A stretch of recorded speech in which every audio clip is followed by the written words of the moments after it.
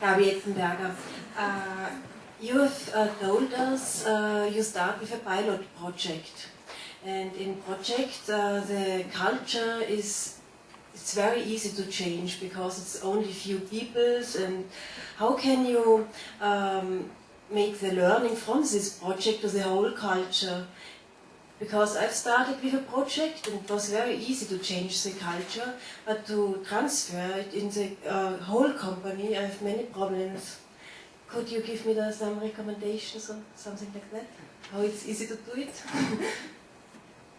Well, if I could ever figure out how to change organizations quickly, I would be very rich.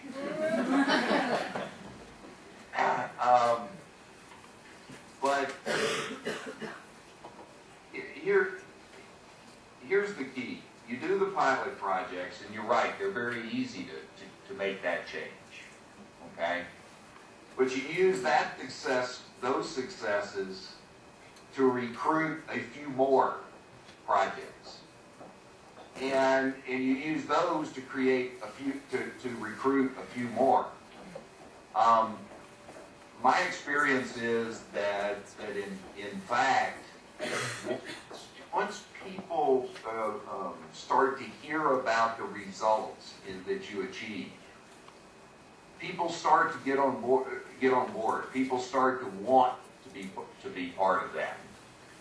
The hard part is to get those early successes, but you start to build momentum. And I'll tell you, for example, some years ago at LSU, we have a contract with the state of Louisiana. We have had for 20 years, where we deliver all of the management and leadership development programs for managers in Louisiana state government. And some years ago, I took over that project, and it really was in bad condition at the time.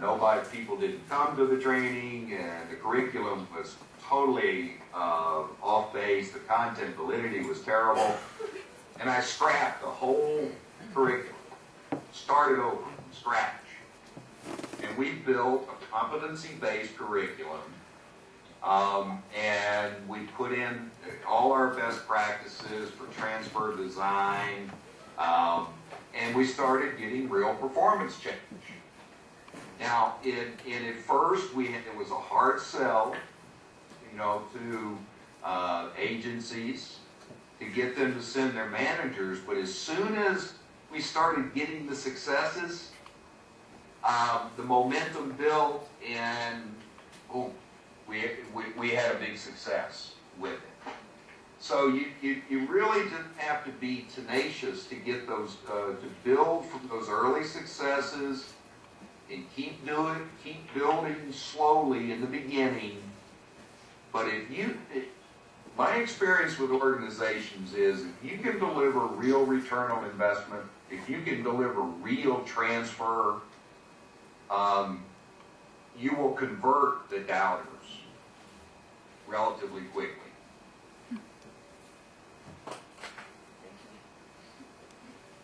I have another question.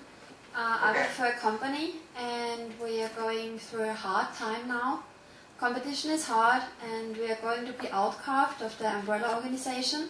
So we have to reduce costs, also in training, I guess. And so we focus on all these trainings where we see the return on investment quite quickly. For example, project management certifications, or if we get a new tool, we are trained to use it. But all other things are cut down. Would you support that? Or would you recommend to focus on getting better on the training transfer, or is it okay in hard times to cut the trainings and doing only these ones where you see the transfer? I would only do the ones where I'm getting transfer. It is not okay to cut training in hard times. In fact, in some instances, organizations need to increase their training in hard times. But that said, I will also say I think as a profession we're our own worst enemy with this, because I can't blame executives for cutting training if the transfer rate is only 10 to 30%. It's the right business decision if we're not getting transfer. Because then it's just, and I think that is the fundamental problem we have as a profession, because if you're not getting transfer, then it's just nice to have, not essential. And in hard times, I was actually originally trained in business before I did my doctoral work in human resource development. And it's a simple business decision, you know. If we're wasting 70 to 90% of the money, why do it? Thank you.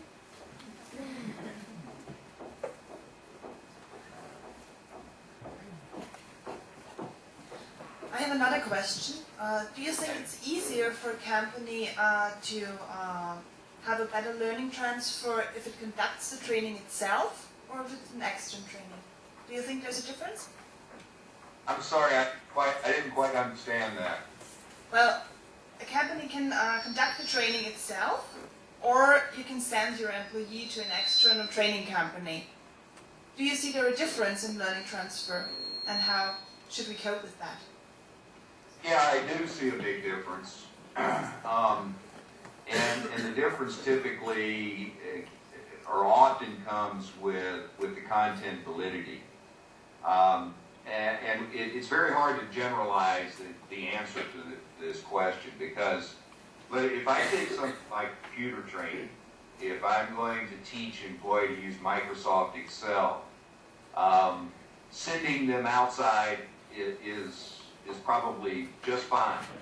And in fact, for many technical skills training, you know, it's more economical to send them outside than it is to have the expertise inside. On the other hand, there are other types of training, particularly something like leadership or management, supervisory skills, where it really needs to be custom tailored to the culture of the organization. And then sending them outside is probably going to reduce the transfer, may reduce the transfer rate. So I think you really have to look at it on a case-by-case basis. But it's tempting, it's so tempting to just outsource it. You know, and I've seen this happen. Say, oh, we can get it cheaper externally, let's just do that. With that, but the reason that's so tempting is that if we're not measuring transfer and we're not measuring the performance outcomes, then the way to increase ROI, it's simple math. Reduce cost and ROI goes up. Now, that's a mirage